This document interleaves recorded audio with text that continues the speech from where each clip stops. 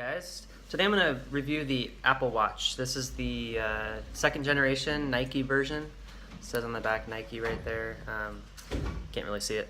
But yeah, it's a really good watch, and I wanted to talk about the things that I like about it and also things that I think that could use improvement and whether I recommend this or not. So let's get into it. Alright, so this is what the watch looks like on the face. And you can choose between different faces, which is kind of cool. All you have to do is press down and push, and you can choose Toy Story, modular, which has like the weather in it and your heart rate and stuff, utility, Siri kind of shows, I guess, the time and weather and what's going on next, that kind of thing. Yeah, kaleidoscope, I guess, Nike digital, and then Mickey Mouse, solar, which is kind of cool, numerals, motion. This one's kind of cool. I like this one a lot because the jellyfish kind of like slowly moves, so it looks pretty neat. And then you can make your own picture and your own cover. So yeah, that's what the cover looks like, so it's kind of cool. And it automatically turns off when you like stop using it, and then when you look at it, it turns on, so that's kind of nice. So it has two buttons on the side here. One of them is to choose between your different things that you've been doing. So you know, if you have like an app that you've been using lately that you want to get back to, you can choose any one of those apps, that kind of stuff. The other one is the round one. So initially the round one doesn't really do anything, except I'll show you, which is kind of cool, on the astronomy one.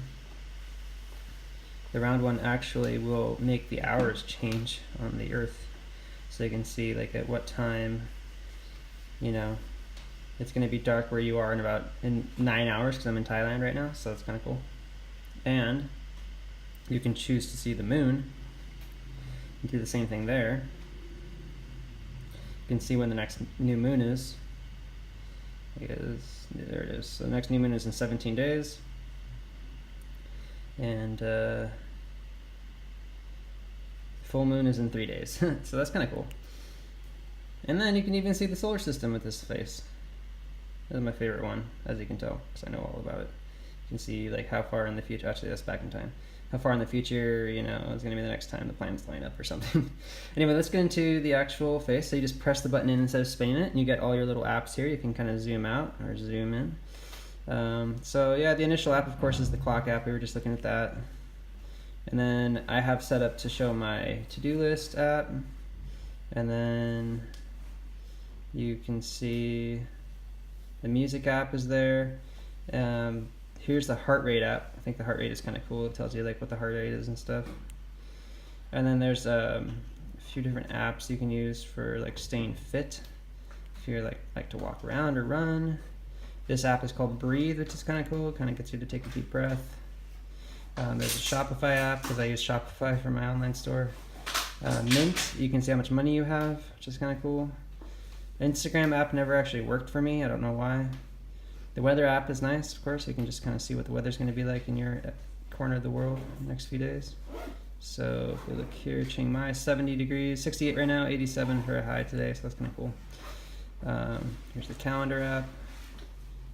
Daylight savings time is coming up. One of my favorite things is the Starbucks app. So you can pay with your Starbucks card directly from your watch, which I thought is really cool. It's one of the most useful features. You can see pictures. You can even hail a Lyft or Uber ride from right where you are. You can't choose a destination.